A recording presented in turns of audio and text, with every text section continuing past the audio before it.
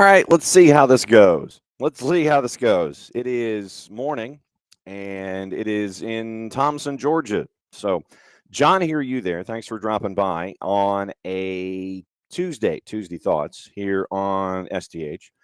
And as you can see, I'm in a hotel room. So, it's going to be this way this morning, and we will check connections and all that kind of stuff. And begging your forbearance as this will be kind of opening kickoff, location and everything. So here's what we got to talk about. It is the rest of Major League Soccer. We got that from the activity from Match Week 1. Team of the I was going to say team of the Match Week. The roster of Match Week, the 11 for Match Week 1 is out. We'll get into that. Obviously, you guys know what you need to do when it comes to goal of the week. Edwin Mosqueda's goal is out and up, and so you got to vote for that, and that voting is still going on. We got a lot of things to discuss up and down the line. We've got folks in Europe that might be getting in trouble again. We've got all the matches that are today. We've got to go back over Major League Soccer. We've got to go over any and all of the news that's out there. And so it is plenty to talk about. And there are some folks that, like I said, might be getting in trouble by being in front of cameras and microphones and things like that. So we got all that, plus whatever's on your mind this morning. And it is all right here on the network. So I'm going to basically lay it all out. So morning Ricky, morning Will, morning Alex, morning Liam's one girl. No, Alex, I do not. I will not. There it is. Yeah, I will not be hanging. I will not be hanging shirts from Sprinkler Head. So, right there. Will we are on the account. SDH has a Blue Sky account, and right now our provider here, Restream, does not quite plug into Blue Sky yet. So we do have an account on Blue Sky, so please follow. I'm on Blue Sky. So if there is any connection on Blue Sky that we can make, go ahead and make it. And that'll give me an excuse to mention Fanaticos as a part of opening kickoff as well. So thanks for hanging out with us this morning. Like I said, we got a lot of stuff to get into. Most of it's newsy and catching up with things.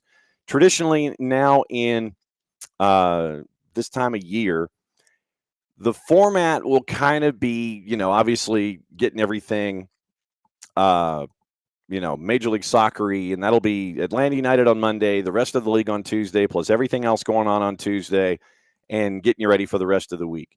So tomorrow, once again, the Atlanta United Information Exchange program will continue. Tyler Pilgrim joining us at 9:15, and then at 10 o'clock, we'll keep right on rolling through Wall Pass Wednesday and getting you ready for everything there. Thursday, hour number 1 is wide open right now as we get you ready for the weekend. And it'll be Nino and Nico in hour number 2, the Power Hour, getting you ready for all of that. And then on Friday, it's the free-for-all, hoping to catch up with our friends from Beyond Goals Mentoring, and we can get caught up there with them and find out what's going on with them. If you follow Greg Garza on his social media, he is wrapping up his time catching up with clubs in Major League Soccer. And for the program that he's tied into there, I want to catch up with Greg about that. I want to get his thoughts on that and how that can apply to mentees and all of that stuff. So you've got all that stuff going on normally during the week.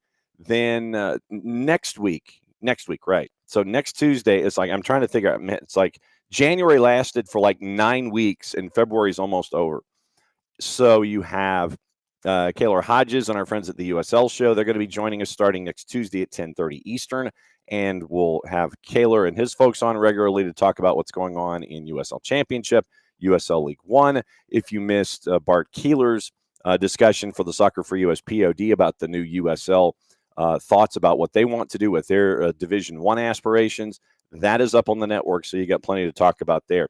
I would be trying. I'm trying. What I want to do is try and catch up with as many folks around the landscape as we can. And I forget who it was, but someone was discussing their New Jersey, meaning not New Jersey like Trenton or the Meadowlands or anything, but someone was discussing their new kit. And they were saying, well, it's got this and this and this and this and this. And literally, Will says, trying to get the manager for P-Hop on. Literally, the individual that was discussing that particular jersey kind of forgot that P-Hop had already kind of done that stuff. And they have put out some amazing stuff, and I'm going to the poorhouse. That much I do know. They have done some amazing stuff when it comes to making sure that you spend a lot of money on gear. And P-Hop have certainly done that. I'd love to have representation from them and AV Alta and all the new folks, catching up with all of them. There is the new club that is moving up from USL League 2 to USL League 1 in Central Florida. Want to catch up with them as well. So we do have a lot of guest aspirations that we have this time of year. And so trust me, we're trying to track folks down. And good that Fort Wayne is finally getting all of their stuff in line, heading toward League One. So, yeah, Will, you just pretty much made me jealous. So there you go. But, yeah, we're trying to grab as many folks as we can, at least early in the year. If it can't be live on the morning show, then we can try to get them for 1v1s that we can post to the network, that kind of stuff. So trust me, yes, it is part of the plan. That is part of the plan, and trying to make sure that we can grab as many folks coming into the season as possible. So hang on just a second. Yeah, I'm having to do this commercially. Well, actually, you know what? I just hang on. I actually might be able to get away with this because I thought I might have to do it and flash the commercialization aspect of the liquid that I was drinking, but maybe I can get around it. So hang on. Yeah, and they definitely need to be a sponsor, and we need to work on that too. So shows you life in a hotel room that tried to avoid the cup or the bottle, and so now we're going to try it this way and see if this works. Hang on. All right, so that works so far. Okay, so that's the rundown. Like I said, heading into these new seasons with everybody, yes, we're trying to track as many folks down as possible. So keep kicking me in the pants over that. And yes, I was looking at P-Hop, and yes, I was looking at the team in Central Florida that's moving up to USL League 1. And there you go. And yeah, you did. I noticed that Huntsville City has unveiled their new mascot, and that came out yesterday as well. So things continue to grow. There's one more preseason game, I think, for Huntsville City coming up this weekend, and that one is for season ticket holders. I think it's just behind closed doors at Wicks Family Field and Joe Davis Stadium, but it's for season ticket holders only. So good stuff there. 8? Alex, as I sit here in the end, I tried to hide the Mountain Dew this morning. Hadn't had a sip of Mountain Dew since you were 8 years old. I will be more than happy to have yours, Alex. So that's kind of how things are. Greetings from Thompson, Georgia, by the way. So once again, I apologize if the signal strength is a bit lacking. Once again, I'm not in Office HD. I'll be back there tomorrow. So literally, this is going to run for bits and pieces here during the high school soccer season. So next week, I think it's next week. Next week, 2 weeks. 2 weeks, I think. So no, it is next week, I think. Yeah, Tuesday, absolutely. Man, it's like I mentioned that January felt like it was 9 weeks old, and now we're almost through February. All right, so here's the deal. Obviously, during high school soccer season, we have moments like we had yesterday. For those of you that listen on the network, we'll get to that in opening kickoff in a sec, but I just want to send up a warning. Next week, starting a week from tomorrow, on the 5th, things might be a little weird when it comes to scheduling and the morning show. Morning, Harry, and morning, Liam. Oh, wow, college roommate was from Thompson. All right, so here's kind of the lay of the land, and being here in a hotel room has reminded me to warn you about this stuff. So next week, it is the high school basketball championships, and so I will be in a hotel room in Macon to start the day, but I don't know quite yet what the scheduling is going to be. It might be a series of power hours, and it might be quick. It might be substitute hosting. We're still trying to figure that out. I still don't know, frankly, when I'm supposed to be at the arena, and that will judge what the days look like on Wednesday, Thursday, and Friday. So next week from tomorrow, Wednesday, Thursday, Friday. I think that's 5, 6, and 7 of March. So just head on a swivel. Just wanted to let you know things are going to be a little different, but I don't know how much. Like I said, might be normal, might be just power hours, and there might be some substitute teachers coming in. I think trying to track down some folks, especially if I can't be around in the 10 o'clock hour, considering what happens later in the week. So just wanted to let you know next week might be a little weird when it comes to shows in the morning and all that kind of stuff. So that is your public service announcement. Also, after Macon is done, and that's for basketball championships, Wednesday, Thursday, Friday, Saturday. So that's next week. Red Bulls come to town. You'll see me on Prescription for Victory, but I will not be in Mercedes-Benz Stadium on game day. Now, after that, we have a match that is another big matchup, kind of like what we had yesterday over in Lincolnton with Lincoln County and Thompson. It is Appling County and Jeff Davis, and that one's going to be in Hazelhurst, and that's going to be on the 11th. So the 12th, I'll be in a hotel room in Dublin. So I just wanted to let you know that you may see some hotel rooms through the middle of March that we haven't been in before. So just wanted to let you know that things are going to be kind of maybe a little different. I know that location will be different, but I don't know how different scheduling is going to be, but I just wanted to let you know about that kind of stuff. Okay, morning, Harry. All right.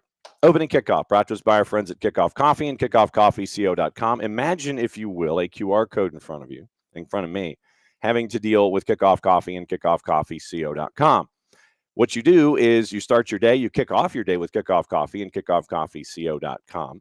And then when your day is done, when you check out of the store, use the code SoccerDownHere15. Get you 15% off your purchase. They, in turn, take 10% reinvested into youth games, youth initiatives brought to us by our friends at Kickoff Coffee and kickoffcoffeeco.com. All right, last night, as a part of all of the hotel hopping that we're doing here, last night, what we've started doing with scheduling is with the high school schedule and our friends at Kaiser Permanente, we're trying to expand and go outside of the Atlanta area. You know, we've been to Gainesville, but I mean, like, think of it like an hour radius, and an hour to hour and 15 minutes.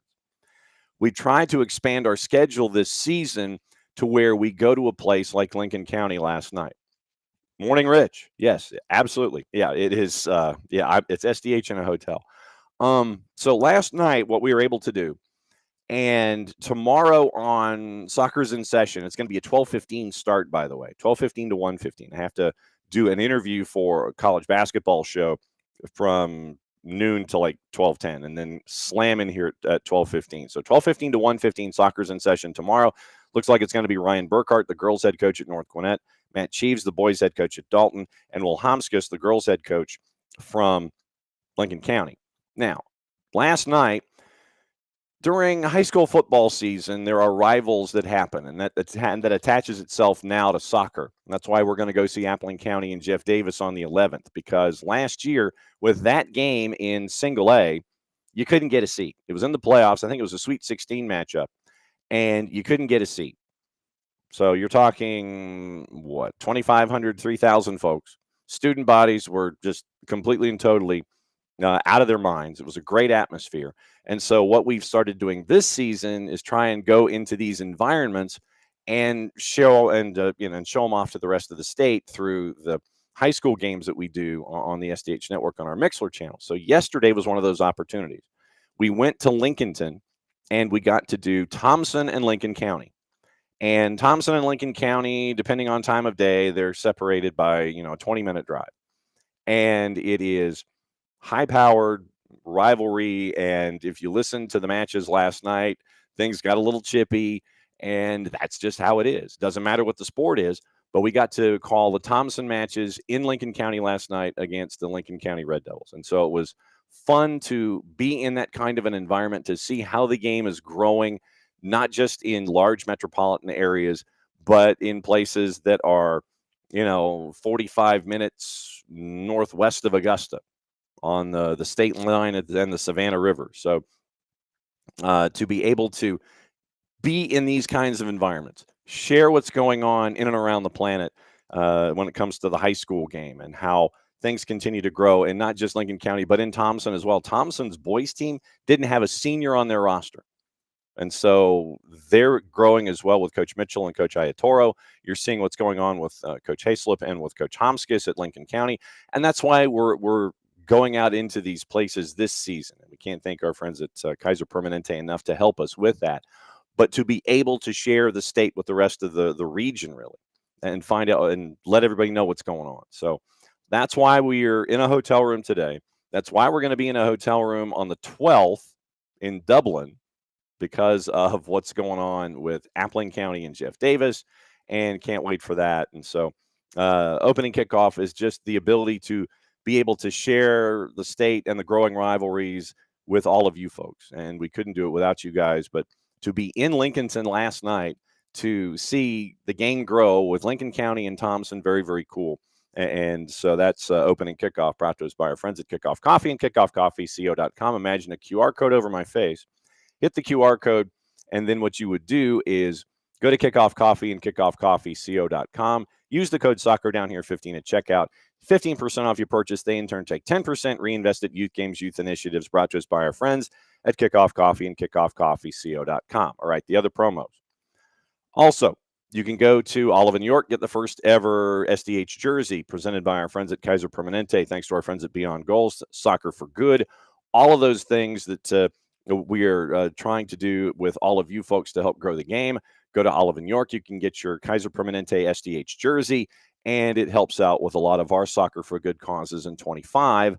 So you can go, it's a Navy jersey. You can get it personalized on the back and the front, either with white letters and numerals or the Carolina blue letters and numerals, and you can wear it around because I've got mine. I know Abby's got hers, and thank you for everyone that is investing in that through Olive and York. You can also go to the Marshall Islands Soccer Federation store, get all your gear. But if you're getting a scarf to help out the Marshall Islands, and we did catch up with Lloyd Hours via WhatsApp yesterday, and when he's back from his trip, we'll catch up with him and find out how things are continuing to grow there on the islands. Then you get the scarf from me. Under normal circumstances, I would tap the door to my right, but if I tap this wall, that's somebody else's room, and that might wake them up. So go, and if you want to support the Marshall Islands, if you haven't, then go and support them. Everything else except the scarves comes from England. Scarves come from me. So there you go. Morning, Abby. And so that's where the support with Marshall Islands is. Now, what you can also do, go to Grady Baby and Grady Baby Co., and you can get the Soccer's Just Better in Atlanta gear. You can also go to our gear store at soccerdownhere.net. But Grady Baby Co., the Soccer is Just Better in Atlanta. The sweatshirt, incredibly comfortable, and I like things that I can upsize a bit. And so good stuff from our friends at Grady Baby and Grady Baby Co. Proceeds from that help out middle school soccer programs tied to Atlanta Public Schools. And so that's what you're going to be helping out with, that particular thought pattern, if you go with our friends at Grady Baby and Grady Baby Co. Also on the board, if you missed it last night at the Rose Library at Emory University, Jason's conversation about why Atlanta is Soccer City, USA. Garth Lagerwey was there with him. If anybody went to the Rose Library last night at Emory, let me know what you thought. So those are going to be quarterly all the way up to the World Cup. And thanks to the Emory University and the Rose Library for giving the space. I know that it's free to get in, but space is limited. And we had the first one of those last night with Jason. Very, very cool stuff. And I think he's looking to have guests each and every time that can add to the story and help tell the story about why Atlanta Soccer City, USA. Garth Lagerwey was with him last night. So can't wait for the one coming up in a quarter. So what's that? 3 months? Quarter of a year, 3 months. So looking at like May. So at the end of May sweeps, next time you can go to the Rose Library at Emory University and hang out with Jason and his guests and tell the story about why Atlanta is Soccer City, USA. So that was yesterday as well. Trying to go through the mental rundown in my head about everything else. Oh, Fanaticos. All right, so do this. If you have not already, $10 a year, and you can become a Fanatico, and you get great discounts across the board to a bunch of different places, whether it's restaurants, comedy clubs, all that kind of stuff. You can become a Fanatico for $10 a year. And what I'm going to do is I'm going to go to the Chant app and show you. So you go into Chant and you can become a member at SDH. So $10 a year, you get a bunch of discounts and you get to be a part of the community here on our Chant app, see SDH Network, and it's on Chant. So you can be a part of the whole thing.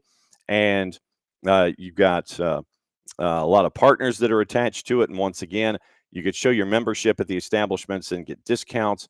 And let me see. So do we have home chat, gallery schedule? I thought that there was a place where I could let you see what's partners, where it says partners, John. That's where you need to go. So more partners. Okay.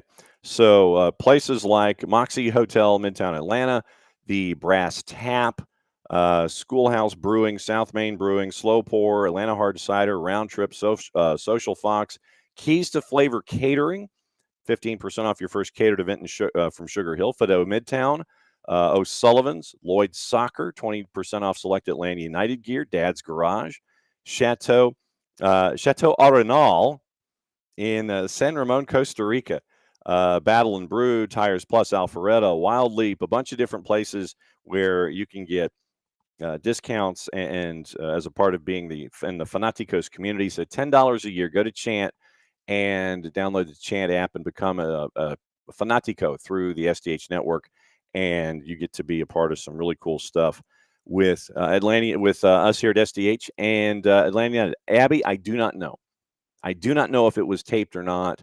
Like I said, I'm here in Thompson. I'm kind of out of pocket. So if it was taped, then hopefully it can be up and will be let known for like 3 different verb tenses.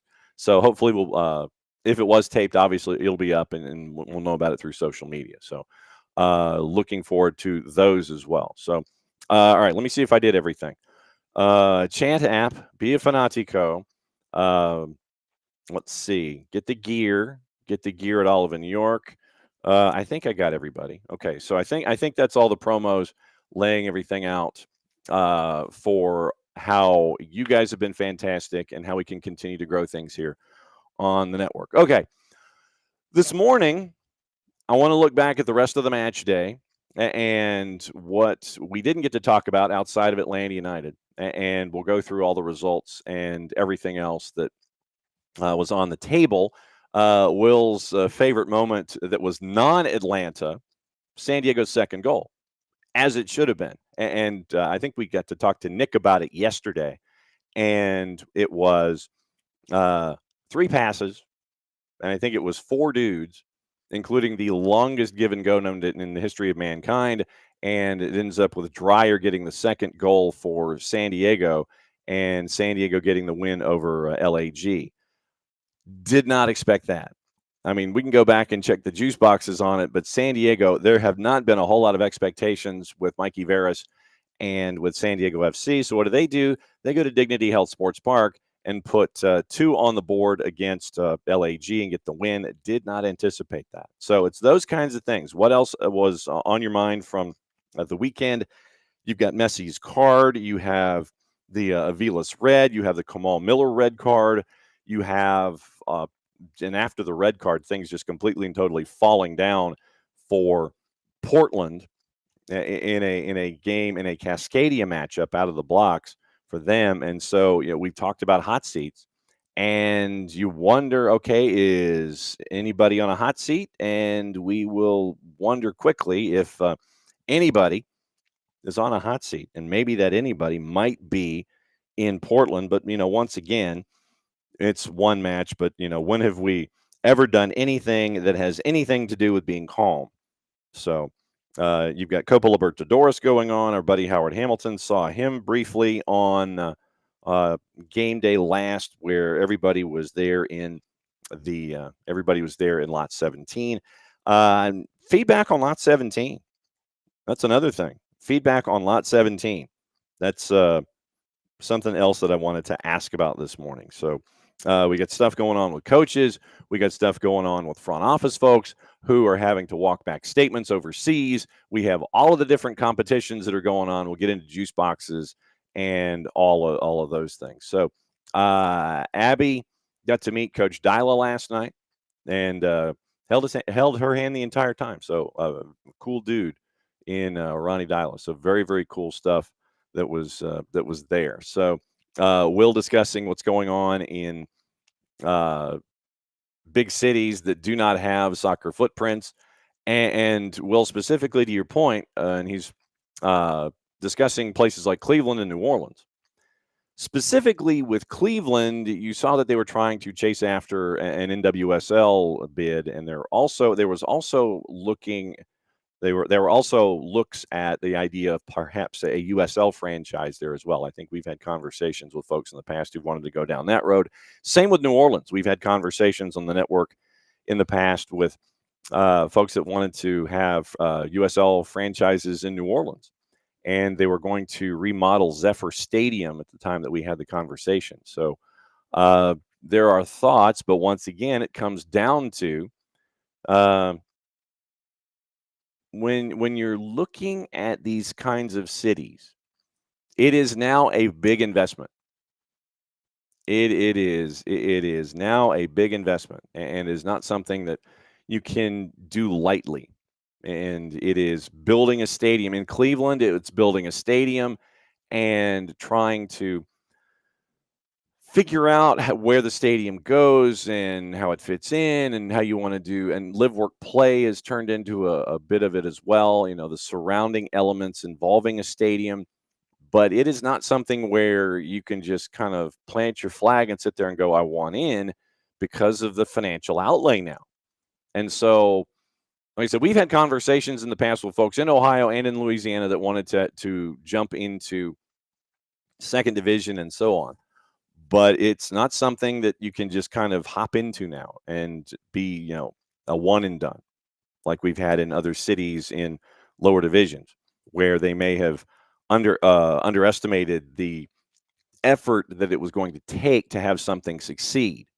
So that is one of the things that you have to look into now. It is something where you've got to have serious investment. You've got to have a stadium. You've got to have a stadium deal. You've got to have city backing. You've got to have all these things. And Denver came quickly, and they came from lane 8. And I mean, they came in and they dropped it, and it's just like, okay, bang, we're ready to go. And the NWSL was like, okay, cool. So, I mean, you're ready to go in that aspect, and they're getting ready for names, and they're having contests, and it's like, name this, and name this. So NWSL Denver came in, parachuted in, presented a plan. NWSL was like, all right, cool, you're in, bang. It looked that solid from the absolute beginning, which reminds me we need to try and catch up with them too and find out how things are going as they hit the sprint to get in. It's at the Hawks game. Okay, so Abby met Coach Dial at the Hawks game. 4 seats. That's not bad. That's not bad. 4 seats at the Hawks game. One of the other notes from the NWSL and our friends at Boss Nation is that one of the members of Boss Nation's investment group has decided to go ahead and leave. So that didn't take it didn't take a whole lot of time to see that the investor group what's the future here.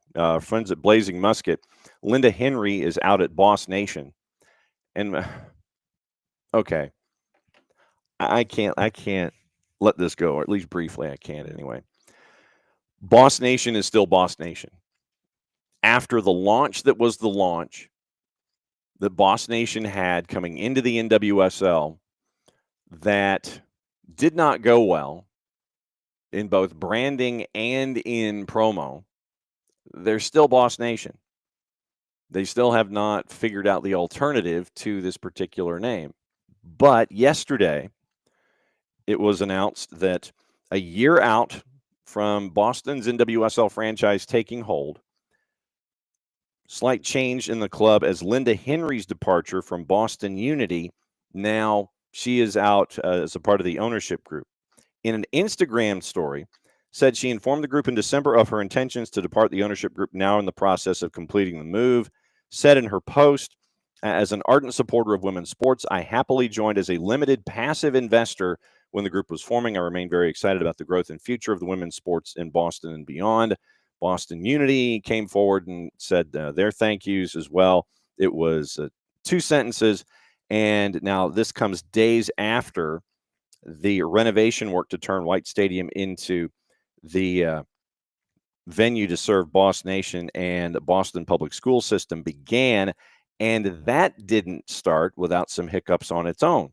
So Boss Nation, which is still Boss Nation, finally has started to get the renovation going at White Stadium. And like I said, there were some hiccups with that involving bureaucrats and red tape and meetings and things. And so that is apparently going now.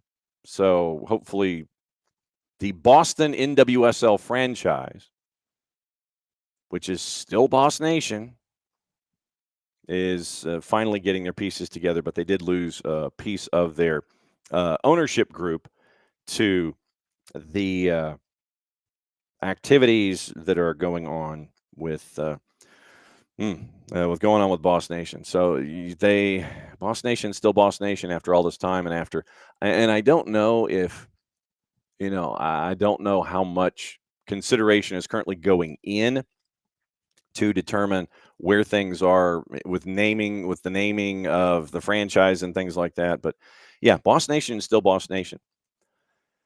After all of the chaos from the launch, which was not successful, they're still Boss Nation at the end of the day. Okay. All right. So that is one of the things involving Boss Nation. All right. The last weekend, match week 1 in the regular season. So the team of the match day, and you'll see, I wish I had a separate camera and I could show you literally how many outlets I have that are mounted here. So I have 2 plugs going into the lamp. I have a third going into the wall. So yeah, this is where it's like cables in a corner. So I just have to have an escape route, and hopefully things will work out.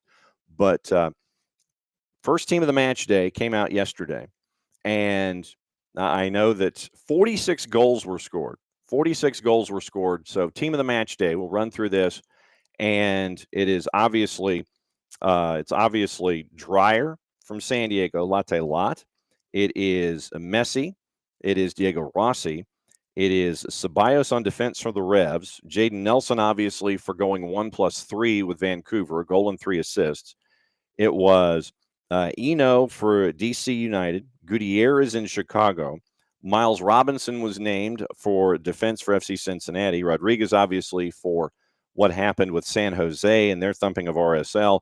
And Zach Steffen for Colorado. Mikey Veras gets Coach of the Week honors for Match Week 1. Your subs, Daniel and Christian Espinosa for San Jose. Marlon for LAFC. Vite for Vancouver. Pasalic for Orlando. Ty Barabo for Philadelphia. Jordan Morris for Seattle. Peter Musa in Dallas. And Kevin Denke in Cincinnati. So that is your team of the match day. 46 goals scored. Record-setting 46 goals on match week number 1. Now, with what happened in all of the games not named Atlanta United, we'll roll through it and we'll try and figure out how much surprised us and what may not have surprised us. So and we've also got the 2 CONCACAF matches tonight. We'll go into those a little bit later, both on FS2, 8 o'clock and 10 o'clock. The Erector set has the back end of Messi and Friends and Sporting Kansas City, and LAFC in Colorado is at BMO Stadium, and that's at 10 o'clock or shortly thereafter. Both of those are on VEEKS, and both of those are on FS2. And Javier Mascherano, speaking of Messi and Friends, decided that he would try and petition Major League Soccer to postpone the matchup from the NYCFC match from match week 1, and Major League Soccer said no dice. And so you had inhuman conditions playing in the cold in Sporting Kansas City, and then you have the schedule compression that you had with all of the matchups that were there with week number 1. All right, so let's go through what happened in week number 1, and literally we'll play it like cliffhanger. If I mention a match and there's something that pops into your head, Will has the surprises Philly and San Diego. I would agree with those. So LAFC over Minnesota United by the score of 1-0, not necessarily a surprise. Cincinnati over Red Bulls 1-0. I know that a lot of folks had an expectation that Red Bulls were going to be an offensive. They're going to be better with Emil Forsberg than without Emil Forsberg, considering his injuries last year. And they got no goals on the board. Cincinnati gets the 1 goal, and that's it. Columbus in one of the surprises on the weekend over Chicago 4-2. I don't think it was necessarily a surprise that Columbus beat Chicago, but it was the margin and the number of goals that were put on the board by Columbus, by the way. So it runs down this way. Jason Russell-Rowe gets a goal in the 20th, and that's after Brian Gutierrez had scored in the 13th. Gutierrez gets a brace within 9 minutes. Chicago had a 2-1 lead, and then that was pretty much it. Columbus shut it down from there. Tehran had an own goal in the 38th to make it 2-2. Then Diego Rossi scores at 45 plus 1 to make it 3-2. And then he scores in the 50th to make it 4-2. I think there were a lot of questions involving Columbus, and it's like, okay, where are the goals going to come from? At least in match day 1, it came from Diego Rossi because you had no Cucho, as he is now playing in Europe. You had no C-Ram, as he is now with LAG. And so you're wondering, okay, Jason Russell-Rowe, I figure, yeah, it's probably going to be part and parcel from there. And then also involving Diego Rossi. So 4 goals on the board for Columbus. Did not anticipate 4 goals on the board from Columbus in knocking off Chicago 4-2. Didn't anticipate Brian Gutierrez getting 2 goals. Didn't anticipate Chicago getting 2 goals.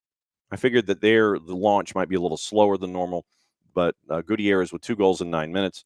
And so Chicago early returns. They got folks to score the ball. DC and Toronto.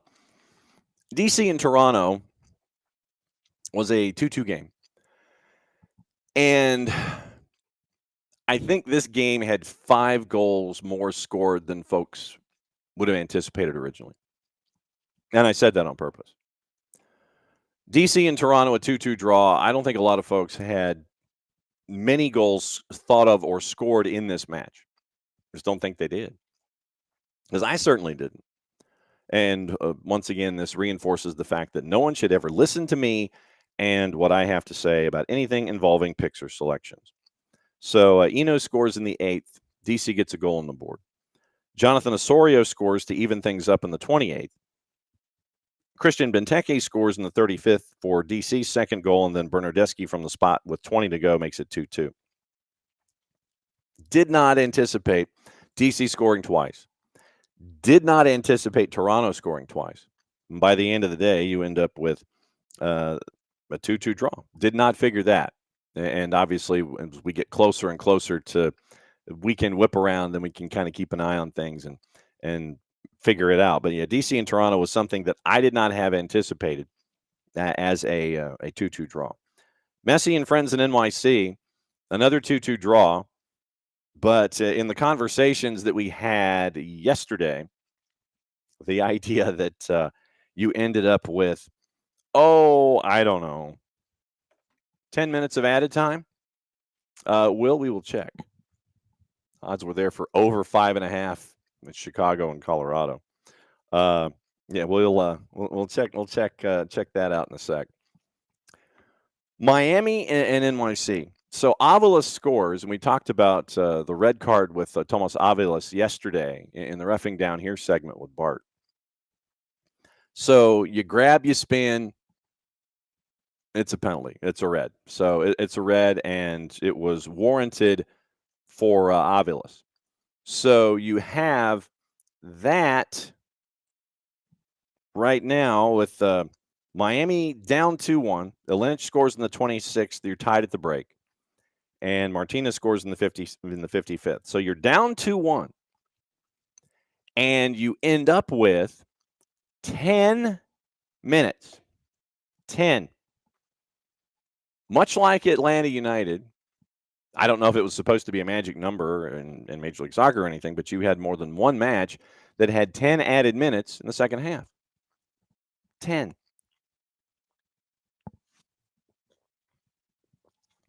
And in that extra time, Lionel Messi sends a pass to Segovia, and Segovia scores 2-2 draw in that match. So Messi and friends and NYC both end up with a point. And then after the match, it was a spirited discussion, shall we say. And Lionel Messi was not happy with activity that was going on. So he picked up a yellow card after the match for dissent. So Messi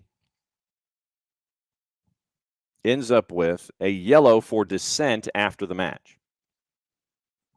There is, and this is, and literally you can put this however you wish. So he gets, he has a bit of a discussion with the man in the middle, Rosendo Mendoza, and gets in his face, get the finger pointing and everything, and so gets the yellow. Then, could you have given a second yellow perhaps? And so then as he gets the yellow, Pars plays in the cold 10 extra minutes, gets the yellow. It's a bang, bang, bang right now for Messi. So gets him a yellow, and they start walking toward the tunnel. And Messi is still going. Messi is still going at Mendoza. And so apparently, as they're all walking off, NYC assistant Mehdi Belushi says something at Messi. As a rule, I'm not necessarily sure that that's something that you want to do, because the next time, and I'll look for this date. So the next time Miami plays NYC, circle that game. Just put a little spot shadow on it. Because of what happened this past weekend, the next time these two teams play, just kind of put a circle on it. Put a circle, find your Google Calendar. And I imagine that you've downloaded either the Atlanta United schedule or the MLS schedule or both and synced it to your calendars. But just as a public service, find the next time that Miami is going to play NYC. Put a circle on it. Pars, that uncle needs to ref the match. Oh, boy. Joe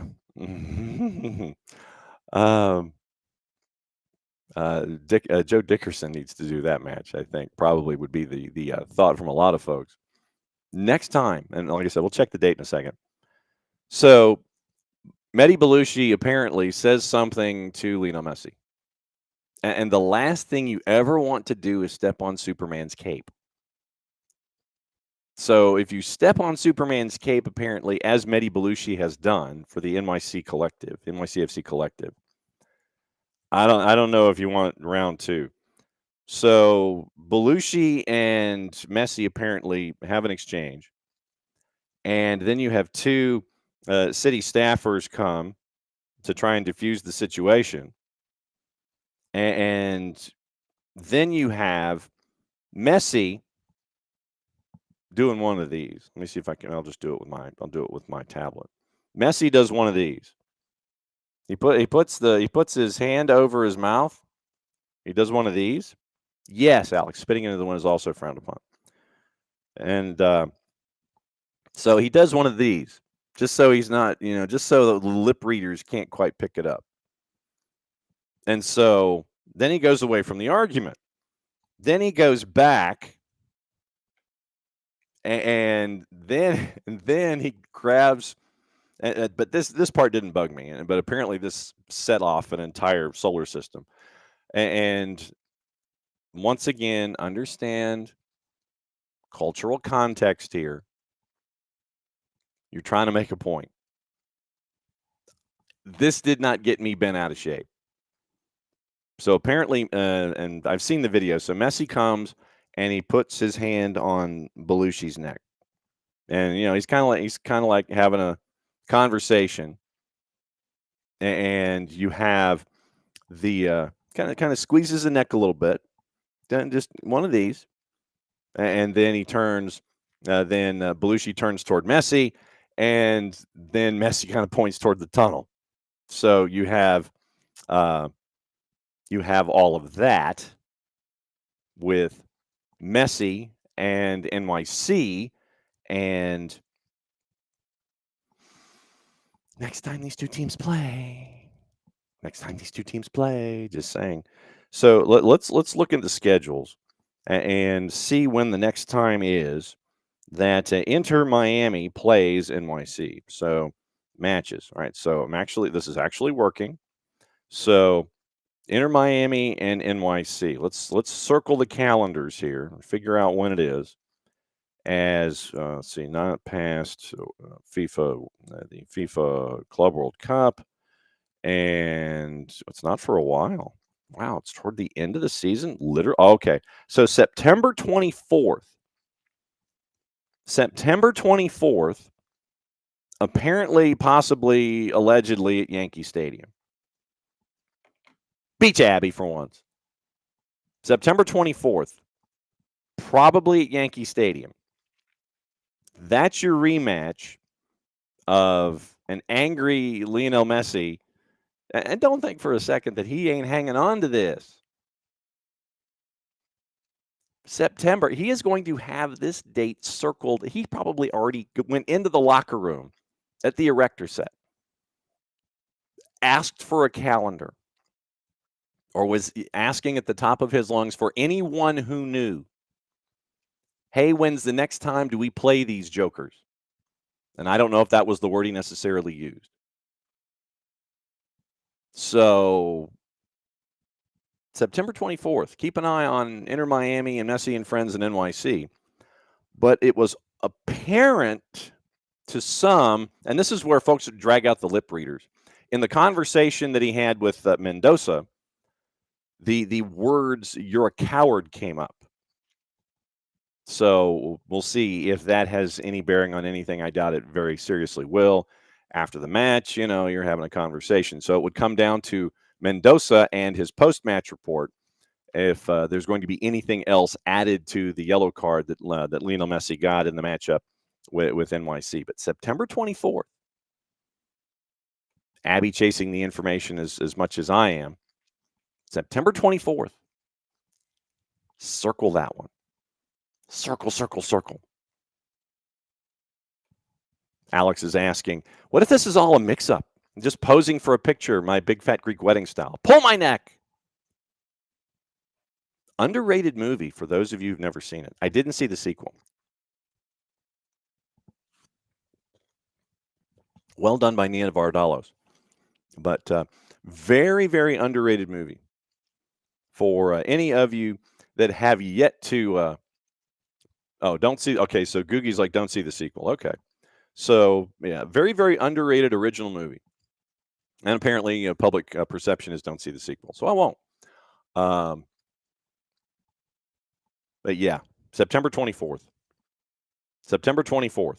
And we'll see if there's any other repercussion involving anything from Lionel Messi and what happened on the field once the match was over. So we'll keep an eye on that. Keep an eye on the perpetually buried disco report and the oopsies that come from Major League Soccer. That'll probably come in the Friday news dump category.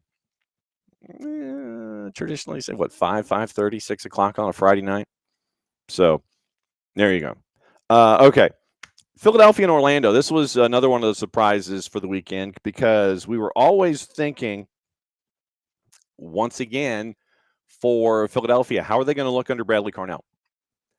Are they going to look Red Bullsian? Are they going to look like more Jim Curtin-ish kind of a thing? How is Philadelphia going to look going up against Orlando?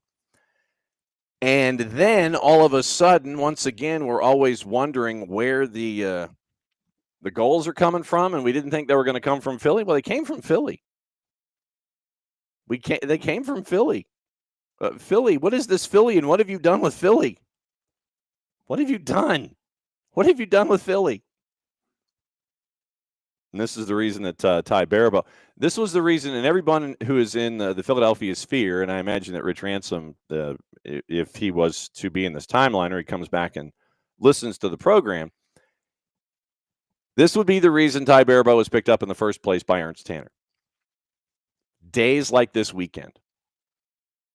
Somewhat few and far between for Baribeau in his time with Philly, but you get a brace, 24-64. Baribeau started the scoring for Philly after Pasalic scored in the 8th. So Orlando up 1-0. Philadelphia, Ty Baribeau scores to make it 1-1. Then Gazdag scores. So it's 1-1 at the break. Gazdag scores. Ua scores. And then it's 3-1. And then Baribeau scores to make it 4-1. Pasalic gets his brace to make it 4-2. And that was your final. Who is this Philadelphia, and what have you done with Philadelphia?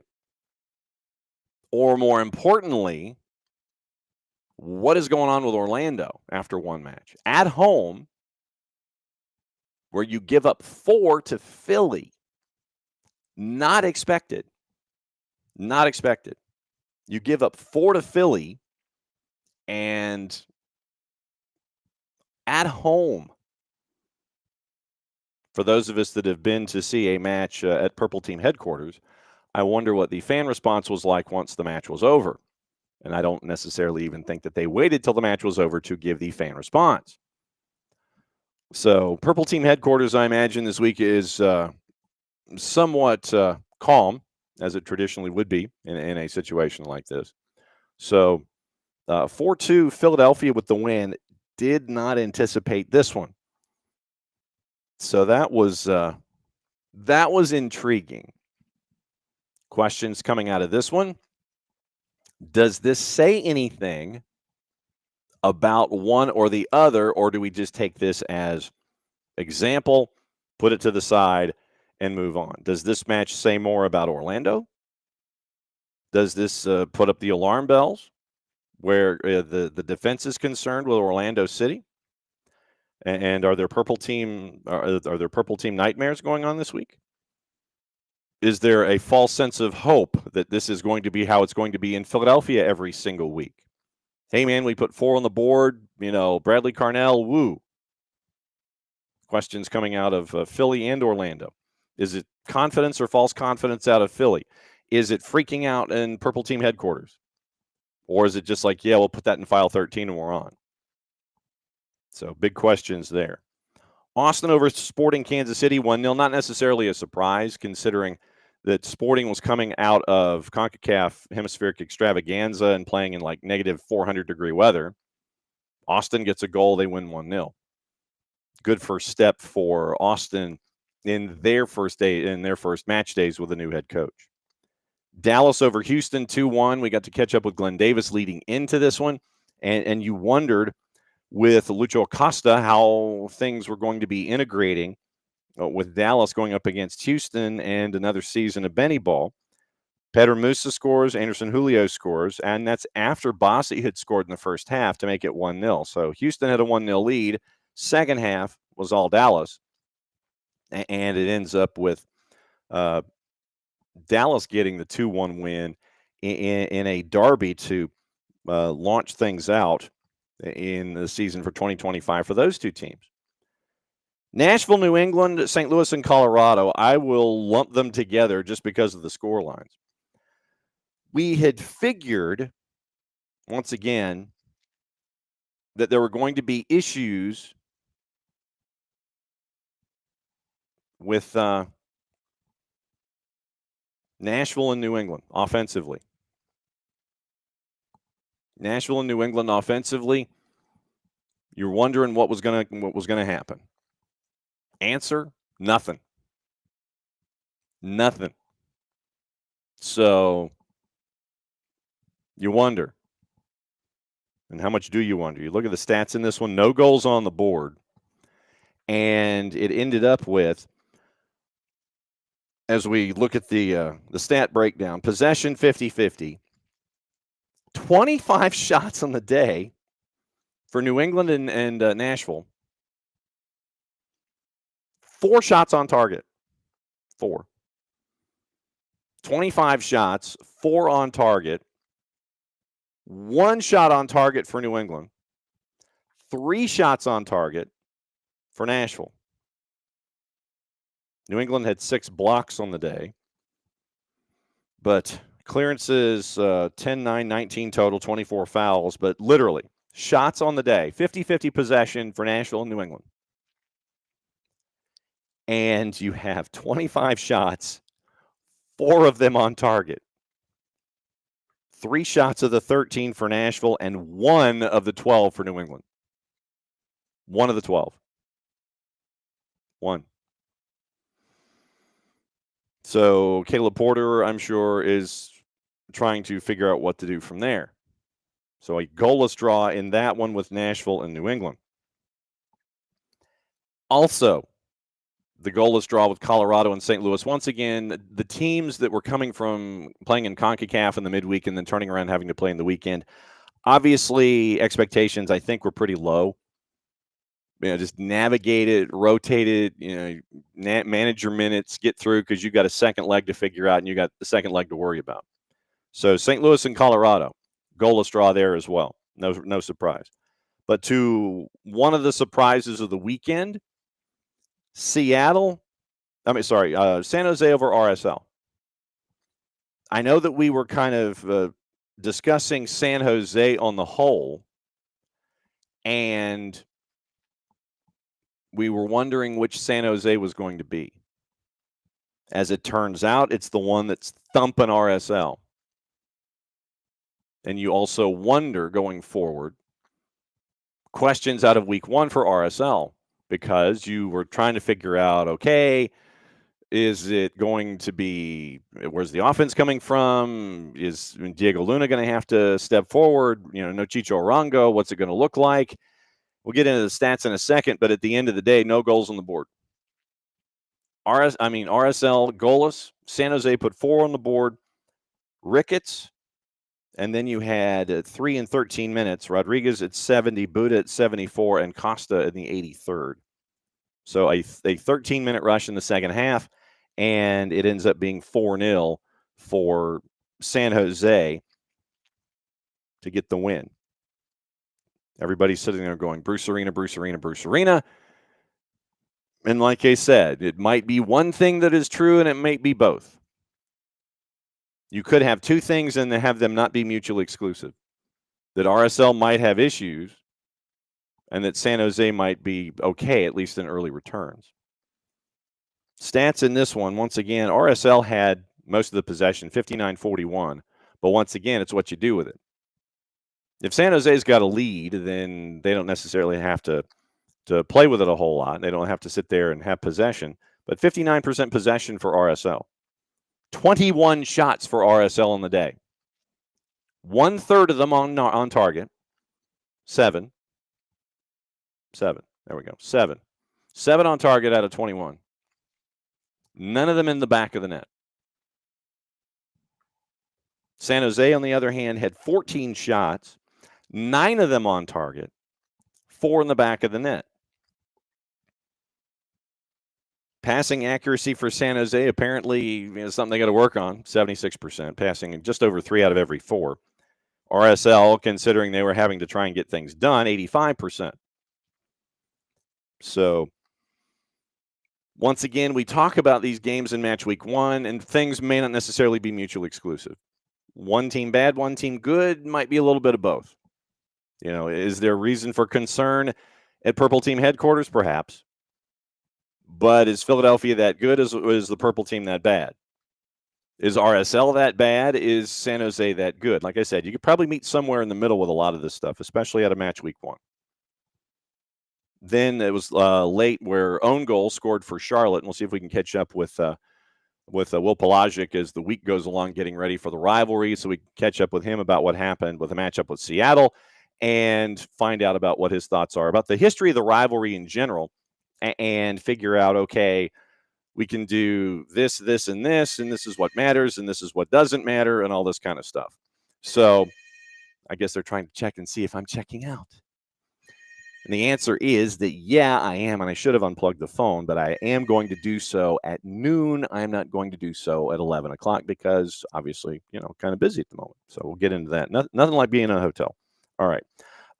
We mentioned Seattle and Charlotte own goal scores and helped Charlotte out late for a 2-2 draw in that one. And then you had the two games on Sunday.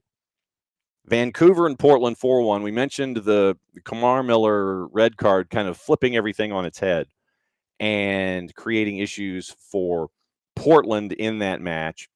We had mentioned going into the season that A. Neville was going to be on a hot seat, and it was going to be it probably didn't help having a result like this. Like I said, the red card does change everything, but you end up with this particular result where Vancouver in a Cascadia game puts 4 on Portland in Portland. And then the late game, San Jose and LA. And this one obviously was the shock of shocks because I think everybody, and correct me if I'm wrong, everyone had San Diego bottom of the standings in the Western Conference by the end of it all. And Dax McCarty caught up with Matty Cruz, and it was a conversation where, and Dax has said this, that he didn't think that San Diego, he was concerned about the build. I think a lot of us were concerned about the build with San Diego. And we're like, okay, where's the offense coming from? What's it going to be? And all this. And it turned out that in moments of transition, you end up with the second goal that you saw. Like I said, Nick, I think, has fallen immediately in love with Mikey Veras and with San Diego FC. But you have 1-0 lead, and it was a shocking 1-0 lead because, once again, expectations on San Diego very, very low. And Dreyer puts it in, it's 1-0. And then, once again, as LA is chasing, you have that transition moment, and literally lightning quick transition, bang, bang, bang, and it's 2, and the game's over.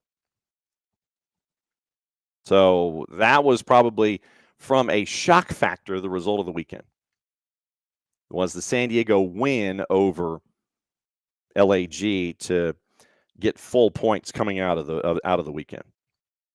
So I think that one was the big thing. So that's the results from the weekend. That is the results from the weekend. Now that we've broken all that down, what sticks in your mind for the weekend? Go ahead and put it in the Twitch pitch, and we'll break it all down. I know that we might need to look at some numbers and things like that, but from the weekend, outside of Atlanta United, now that we've broken it all down, what is on your mind when it comes to Atlanta United? Well, if there's anything left on the table, or you can save it till tomorrow when we have Tyler on, the rest of the league. What sticks in your mind from the rest of the league involving what happened in match week 1? So, Googie about my fat Greek wedding too. Got great shut-eye when the wife told me to watch it. Oh boy, so it was that good, huh? All right. So definitely will be avoiding. So will avoid the sequel. Like I said, the first movie, cute, well written, put together, nicely done. But then, I think we saw this involving Beverly Hills Cop, that actors sometimes want to go back into characters where they feel comfortable. And I think that that's why Eddie Murphy did 3, and 3 was not good. 2 was good. 3 was not. And then from 3, you're like, 3 should never have been made. And for those of us of a certain vintage, We watched Axel F, and we're like, okay, that should have been 3. That should have been the one that finished the franchise. Same with Rocky. You keep making the Rocky movies. Rocky 5, I think, was the one with Tommy Morrison. That never should have been made. Rocky Balboa, however, should have been the close to the Rocky franchise. It almost seems like mega actors, they want to drift into something comfortable, and the script isn't good, and there's a bad experience associated with it, and then they come back later after thinking about it.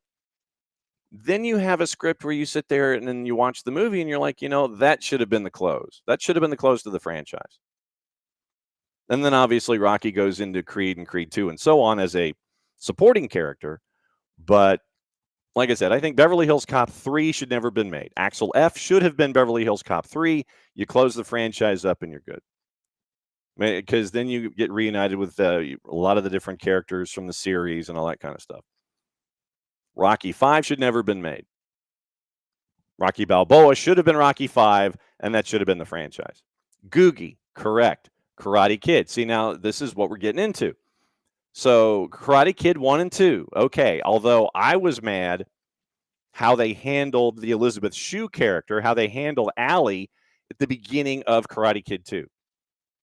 I was so hot about how they handled, and personal crush at the time withstanding, how they handled the Allie character, and they just kind of tossed her off at the beginning of Karate Kid 2. Then Karate Kid 3, no. Then Cobra Kai, to Googie's point, and I agree with you, Cobra Kai as a TV series kept doing the nods. They kept drifting back in. They kept, they gave you enough of the weaving of the storyline. They bring Terry Silver back in, and you have you bring Elizabeth Shue back, and that was a great reintroduction.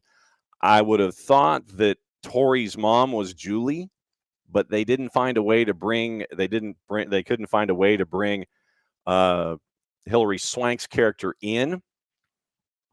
But you end up with the Cobra Kai as a series. You're weaving in all these storylines, and in the final season, and I think it was in the final tournament, they brought back the guy who, in the original tournament, loses to Johnny, and he was like the guy that he was the stud that was the one that Johnny Lawrence gets past to face Daniel in the final.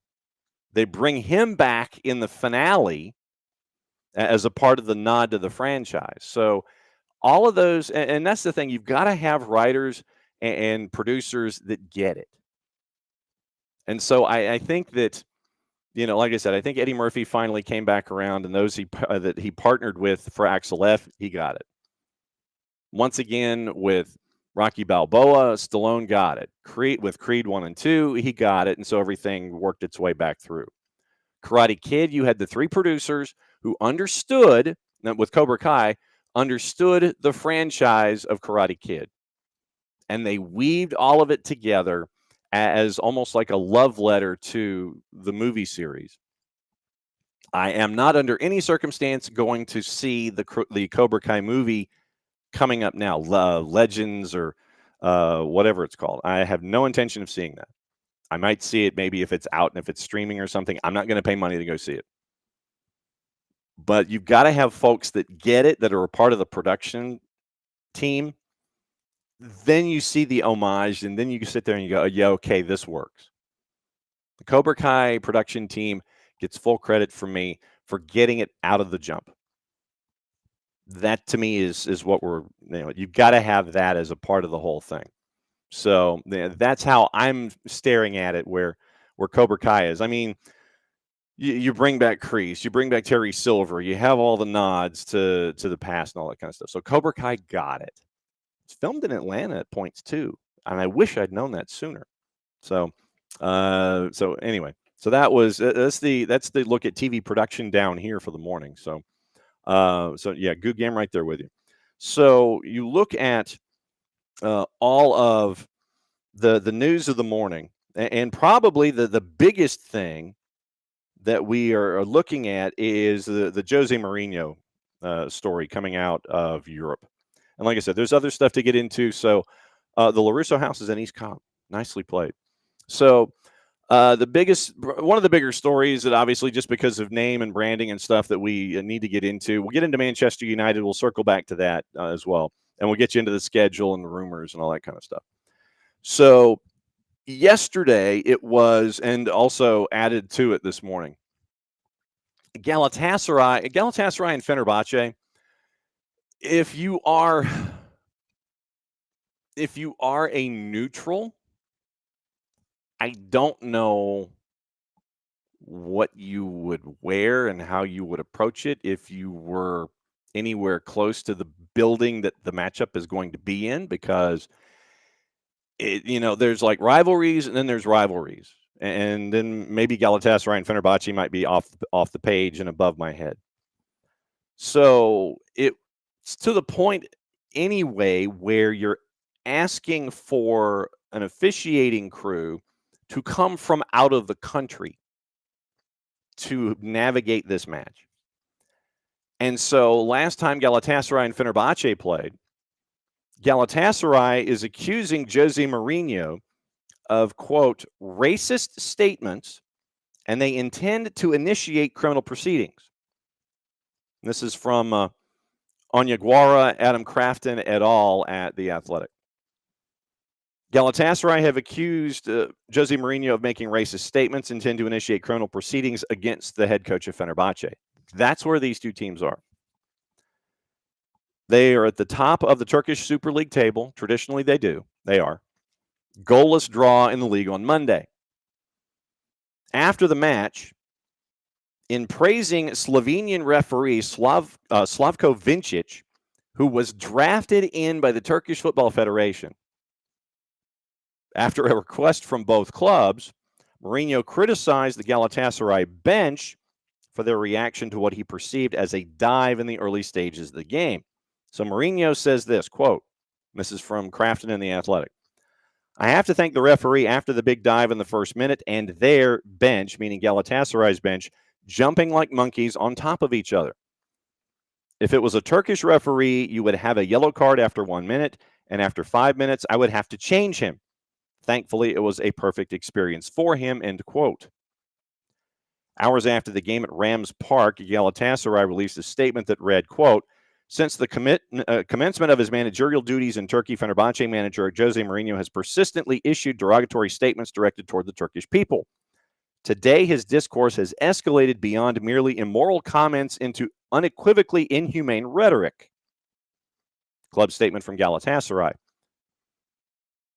So, inhumane rhetoric.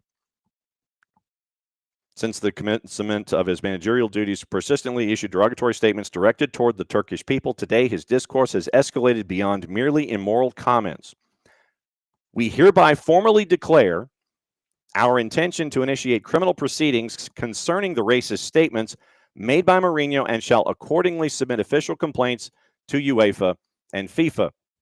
Furthermore, we shall diligently observe the stance adopted by Fenerbahce, an institution professing to uphold, quote, exemplary moral values in response to the reprehensible conduct exhibited by their manager, end quote. Galatasaray striker Victor Osimhen, who is on loan from Napoli, reposted Galatasaray's statement on social media, adding the, quote, say no to racism logo on his Instagram story. Fenerbahce say Mourinho's comments have been taken, quote, completely out of context and deliberately distorted, and they are weighing up legal action of their own.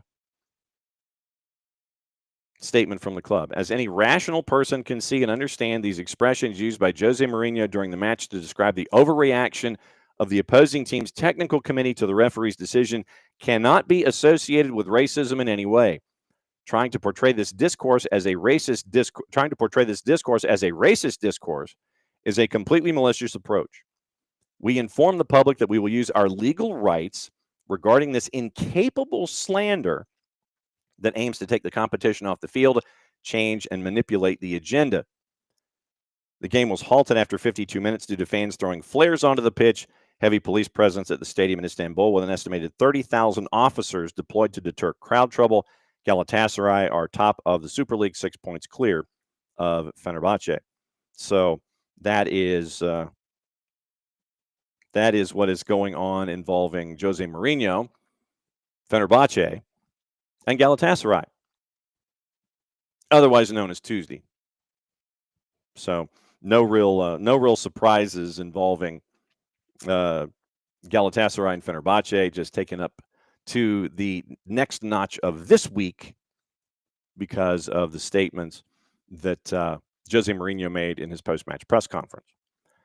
The other elements of the news that's going on, so you have Phil Hay, and they do a deep dive into all of this. We got into it a little bit yesterday, and Nick, at the end of yesterday's show, we went down and kind of broke things down. Phil Hay this morning went through it all over at The Athletic as well.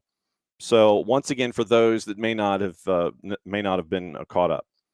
So 14 months that Sir Jim Ratcliffe and Ineos have been in control of activities, owning close to 30% share of Manchester United. So Mark Critchley had the article, but the short version is cutbacks, which include the end of free hot meals for employees at Old Trafford, downscaling of the canteen at the training ground.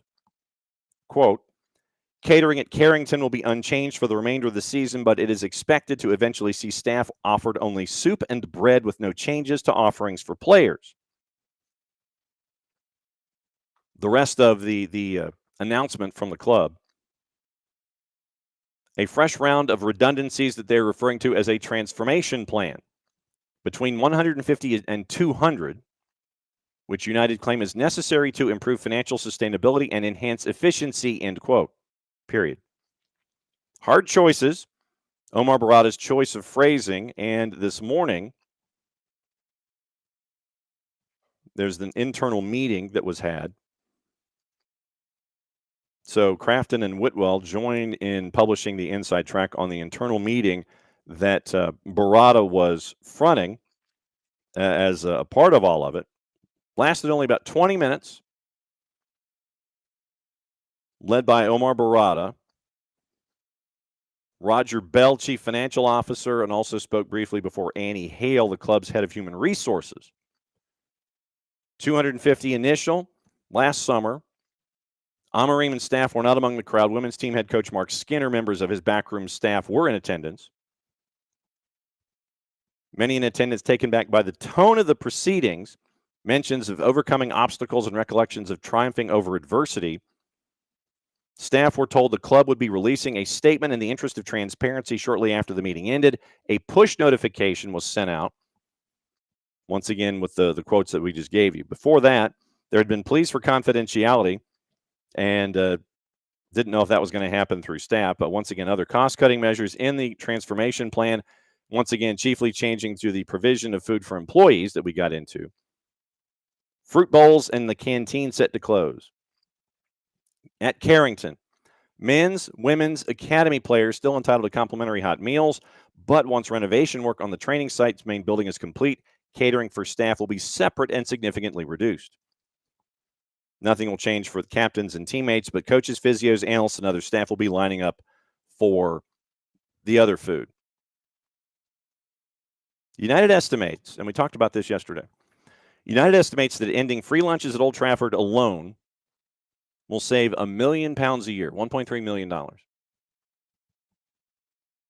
Predictably, once again, after it was revealed that the club paid out £14.5 million for the parachutes for Eric Ten Hag, the staff, and Dan Ashworth. So you can see why people are kind of raising their eyebrow about this whole thing. You pay $14.5 million to send a coaching staff and a sporting director on his way, but you want to cut meals and save $1 million. So you're going to have some folks that are pretty chapped about that.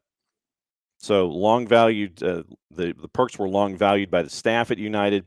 And then the redundancy program, obviously, is what folks are staring at right now with 250 employees. United is now facing 5 years of consecutive losses totaling £373 million. At the end of last season, United's average number of monthly employees stood at 1,140, largest workforce in any single Premier League club, although Liverpool had 1,008 at the end of the 22-23 campaign. according to The Athletic. As many as 450 of those roles at United could be no more by the time of the next count. Level the cut would bring the club back into line with staffing levels of more than a decade ago when they had just under 700, and that's like 15 years ago. 13, 14 years ago, they had that number. Headcount has basically doubled in the last dozen years.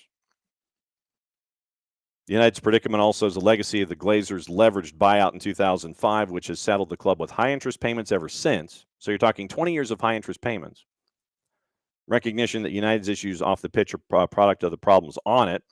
Monday's meeting mentioned cost and savings associated with the measures calculated under the assumption that United qualify for the Europa League for the next 4 years.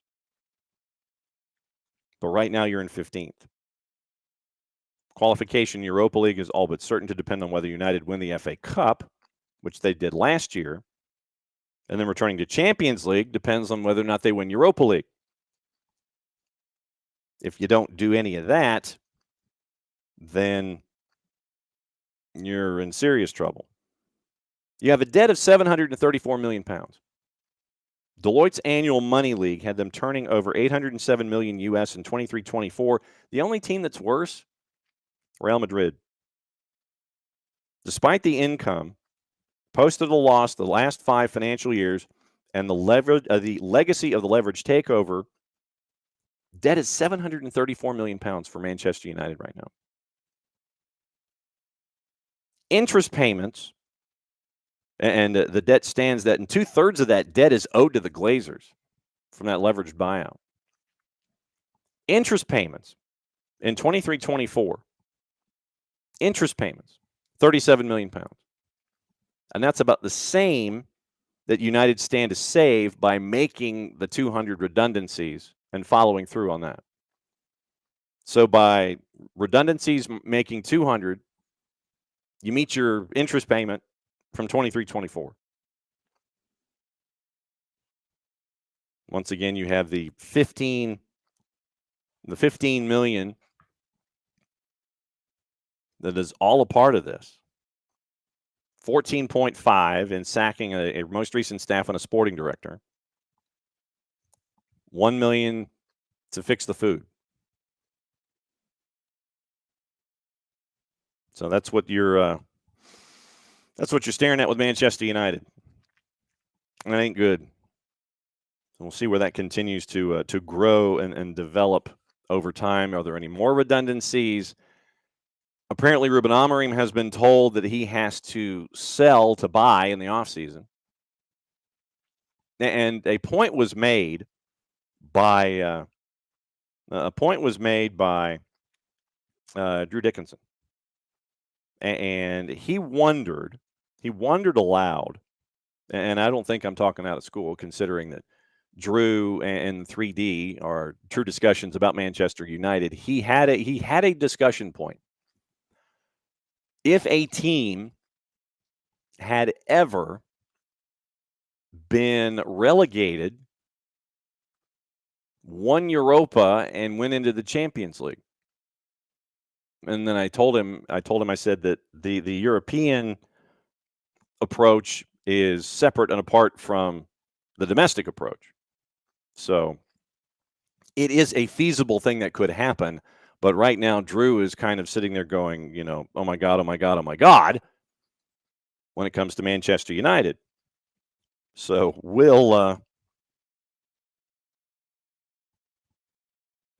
Manchester United?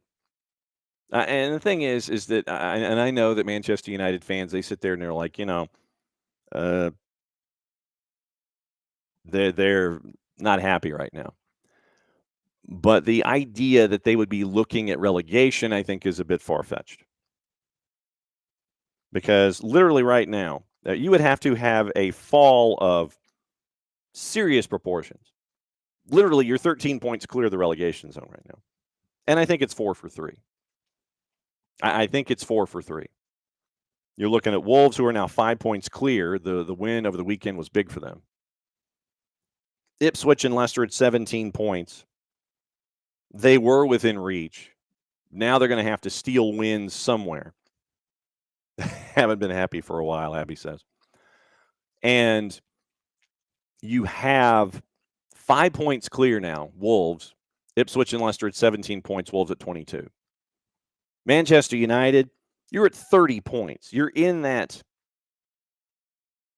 I mean, you're in Group 3 of 4 if you put the 4 teams that are chasing relegation in one group. Then you have group number 2, which is 12 through 16. And you can decide what you want with Brentford. But 12 through 16, Spurs, Crystal Palace, Everton, Manchester United, West Ham, separated by 3 points. That would be the C group, I guess. The B group would be Brentford at 37, and you can go, I mean, you could include Manchester City and Newcastle if you wanted, Bournemouth if you wanted, Chelsea if you wanted, but I mean, Liverpool and Arsenal, they're like way up there. Nottingham Forest is at 47 points. So if you did Brentford to Forest, that's 10 points, and it's 3 to 11. Yeah, so that might be a group, and it might be a group with a subset. Because if you have Brentford to Bournemouth, to cut that in half, 6 through 11 separated by 6. Newcastle gives you 7. So, you have literally, it's almost like the Tour de France, where you've got the dude that's on the breakaway, the guy that's chasing the first, and then you have the peloton, and then you have the second group that that is there. So it's like dude who's climbing up the mountain before everybody else, the guy who's chasing, and then you've got the first chase group and the second chase group. So this is almost like the Tour de France almost. But for Manchester United fans to sit there and think about relegation, it's not going to happen unless you completely fall off the map. 13 points. 13 points between where you are and relegation. So I don't think it's necessarily something that you have to be concerned about, even though I know that you do, because that's what fans do. Rest of the stuff going on overseas, and there was something that happened in Spain on the weekend. Lamine Yamal, you had an incident with Las Palmas, and obviously with Lamine Yamal, once again, hard tackles he got received, not given as fouls, and he posted a picture of him getting after the match is over. He's in the locker room, and there's a picture of how literally he got stomped on so badly that he got opened up on his left foot, and it's not a picture for the squeamish. So Lamine Yamal posted that, and Hansi Flick has, not been happy about it. And then there was also a VAR controversy that we could have gotten into with Bart involving Las Palmas and such. But you had protests that went on for a while, multiple on-screen reviews. Offside was clear, and that made you wonder why the ref was brought to VAR in the first place, considering that La Liga has semi-automated offside technology. And so Diego Martinez complained to the ref after the final whistle, asking what was the point of going to the video screen if there was already an offside. And so La Liga and offside and VAR are not good friends, and especially with semi-automated technology. So Barcelona's Hansi Flick also wants refs to give Lamine Yamal more protection. It's the sensible thing to do, Hansi Flick said. Now, here's a situation in Liga as we kind of take the tour overseas, and we'll get ready in juice boxes and rumors coming up in a bit. What to watch, where to watch it, how to watch it. There are times when you have press conferences, and there are times where maybe you shouldn't say things. Just because a mic is there doesn't mean you need to talk into it, and it doesn't mean that you need to say something just because a microphone is there. Marseille president Pablo Longoria said that French football is rigged and the refs are corrupt over the weekend. Suffice to say that he has since backtracked from that comment and admitted that there is no corruption in French football. Longoria claimed that Marseille were the victims of corruption following their loss on Saturday to Auxerre, where he was incensed by, and this is from Tom Burrows over at The Athletic, incensed by referee Jeremy Stenat's decision to show a second yellow card to defender Derek Cornelius. After the match, so you've lost 3-0, defender gets a red, you're playing with 10. After the match, Longoria says this, quote, "This is corruption. I've never seen anything like it. You can write it down. Pablo Longoria says it's corruption. Everything has been organized. It's planned. It's rigged. It's an Ishii championship," and he did not use the word Ishii. "If Marseille has a proposal for the Super League, we'll leave straight away." Meanwhile, Marseille head coach Roberto De Zerbi claimed the red gave French football a bad image. Sporting advisor Fabrizio Ravanelli described it as scandalous. One more time.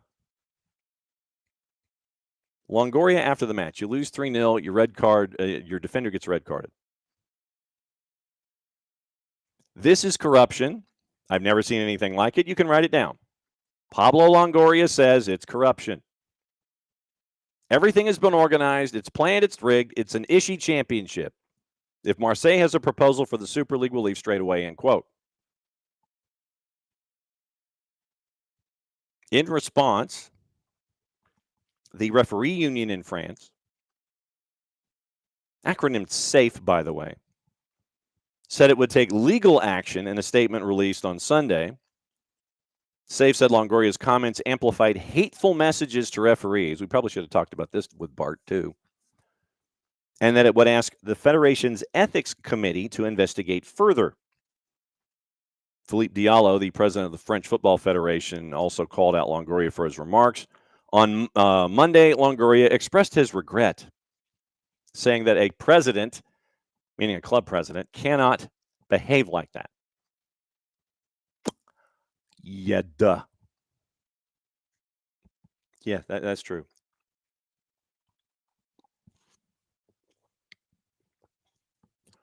I think that Longoria will have a microphone taken away from him for quite some time. You, sir, are not allowed to speak. You may have comments, write them down. We'll look at them. But you will not be speaking for a while. In a statement released to Agence France Presse, Longoria added, quote, "Everyone explained to me clearly the meaning of the word corruption in French because in Spanish it has a broader meaning. But I've never in my life thought about something like money exchanges or financial transactions. I would never allow myself that. I want to say that there is no corruption in French football." However, he went on to say how he felt officiating needed to improve, quote, "to avoid confusion for everyone," and his belief that many refereeing decisions had gone against Marseille this season. "Even if nothing justifies it," he continued, "you have to understand how you get to this anger," he told Agence France Presse. "My first responsibility is to defend my club. There have been a lot of refereeing decisions this season where I consider that Marseille have been disadvantaged. Last month, the director of football was suspended for 3 months by the French Football Association for criticizing the same individual, for criticizing Stenat, criticizing the same referee during a Coupe de France defeat to Lille, where he was the fourth. Marseille are second in Ligue 1, but they're also 13 points behind PSG. So the same ref has been, the same official has been yelled about twice by the same club. First time it results in a 3-month suspension. Second time, it was a very, very quick retraction.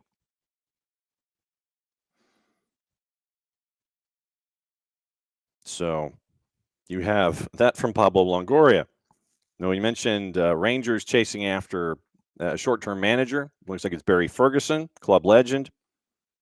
And this is probably going to be just a thing that's going to be there for the end of the year. Then the Rangers will bring in a bigger name starting in the 24-25 season. And Jesse Marsh won a Cruton battle. Jesse Marsh has persuaded Bournemouth's Daniel Jebison to declare for Canada. Previously, he'd been working on the youth rosters for England. But Jesse Marsh wins a Cruton battle and gets Daniel Jebison to come to Canada for activity on the men's national team side. So you had all that stuff. So today, as we catch you up with everything else going on the planet, it is a couple different things that are going on. What to watch, where to watch it, how to watch it. We'll get into gossip, rumor, and innuendo. On the flip side, anything else that's on your mind as we go, and anything else that I wrote down that I forgot to talk about. Ruud van Nistelrooy got the dreaded vote of confidence at Leicester.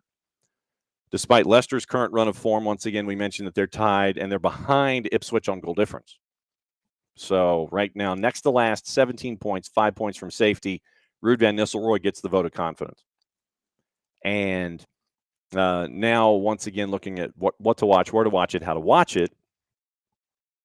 As let's say, what tab am I opening up here? I'm kind of fighting an uphill battle here this morning. Okay, so what to watch, where to watch it, how to watch it. Once again, you've got CONCACAF Champions Hemispheric Extravaganza. That is tonight. Once again, we mentioned that it's 8 and 10, and it is the second legs of Messi and Friends hosting Sporting Kansas City and LAFC hosting Colorado Rapids. But we also have Copa Libertadores tonight. And with Copa Libertadores, once again, if you haven't had the chance to listen on the network, our buddy Howard Hamilton, the man behind Soccer Metrics, has a Copa Libertadores show, and he previews everything going on in Copa Libertadores. We'll go into juice boxes on the other side. But if you haven't had the chance to listen to the Copa Libertadores show that Howard puts together, please do. 5:30 and 7:30 on Copa Libertadores. It's on BN. BN and Espanol is simulcasting. And once again, if you don't have BN, nuestro telesitio for the fans, say Liga 1 Max, Liga 1 Max Pro, Gold TV and our buddy Nino Torres. You can get it at Fanatis, fntz.co/soccer down here. And you can get everything and become the true degenerate. Jason got me hooked. I blame him. Santa Fe and Deportes Iquique is at 5. Boca Juniors, Alianza Lima, 7:30. Obviously, we'll be discussing Boca Juniors and Alianza Lima with Nino in the Power Hour on Thursday. Scottish Premiership, Celtic and Aberdeen, 3 o'clock. For those of you that have CBS Sports Network. FS2 at the top of the hour, the league that we neither condone, endorse, nor promote, is having a match on FS2. French Cup is at 3 o'clock, Angers and Reims, and then FS2 is going to be broadcasting the CONCACAF Hemispheric Extravaganza at 8 and 10. We have midweek Premier League. We'll get into these juice boxes as well. Crystal Palace and Villas at 2:30. Fox Deportes, once again, simulcasting, as is being in Espanol. The matchups in Libertadores, French Cup, and the Saudi League. Liga MX tonight on Fox Deportes. Tigres and Juarez is at 8 o'clock. 2 has the Inter Miami Sporting match at 8, and then they go to Tijuana and Pumas at 10:10. Crystal Palace and Aston Villa's on Universo at 2:30. German Cup Quarters is on the Plus at 2:30, as well as the semifinal first leg in the Copa del Rey, Barcelona and Atletico Madrid. Fox Soccer Plus at 12:30 has the league that we neither condone, endorse, nor promote. Crystal Palace and Villas on NBCSports.com. Paramount Plus has the championship, Stoke and Middlesbrough 2:45. Coppa Italia, Inter and Lazio at 3. Peacock has Brighton Hove Albion and Bournemouth at 2:30. Wolves and Fulham at 2:30. Chelsea Southampton at 3:15. VIX has both your CONCACAF Champions Cup matches and Mazatlan Monterrey at 10. Tijuana and Pumas at 10:10. So that gets you with all of the action where you can watch, how to watch it, and where. So gossip, rumor, and innuendo before we get into the juice boxes. Yeah, I know, Abby. I know. They're Messi and Friends.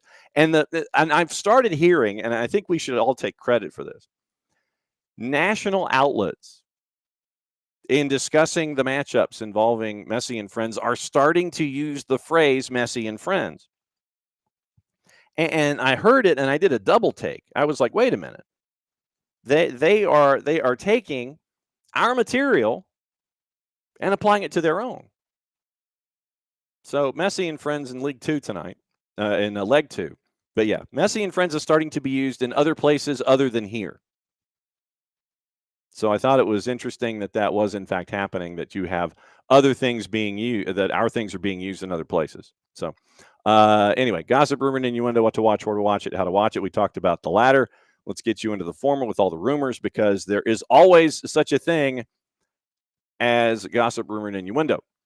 So we will break it all down with what we know, because ain't no season like a good Cruton season. And we'll see what the rumors keep popping up about Kevin De Bruyne and San Diego FC.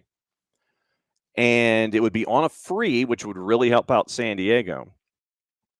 Remember, De Bruyne negotiated his last contract with Manchester City.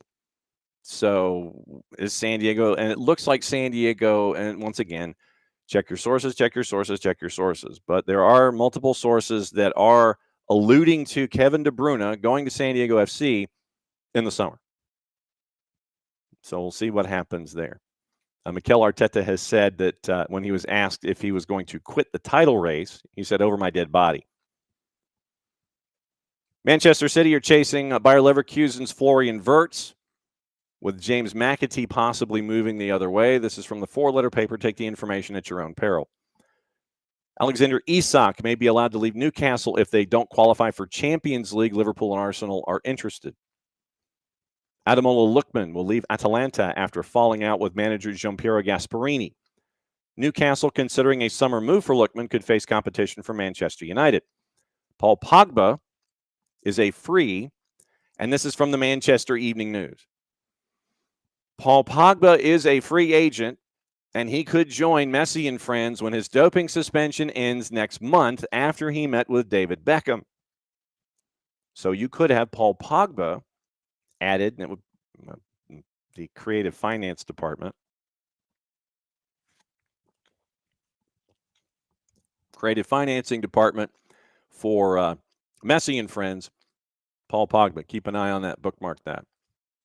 Kevin De Bruyne is waiting to see if Manchester City still want him next season, having accepted he will only play a bit part role if he agrees to a new contract. So he has accepted he will only play a bit part if he agrees to a new deal. That's from the Mirror. So the question now for Kevin De Bruyne, if he sticks, he may not start. He might be bits and pieces. Does he go to San Diego? So we'll see what's up with Kevin De Bruyne. Luka Modric can stay at Real Madrid for as long as he wants, according to Carlo Ancelotti, and especially if you hit bangers like you did the other day, I could see why. 39 years old, still hitting bangers, and that came from Fabrizio Romano. So that is a Tier A Type 1 source.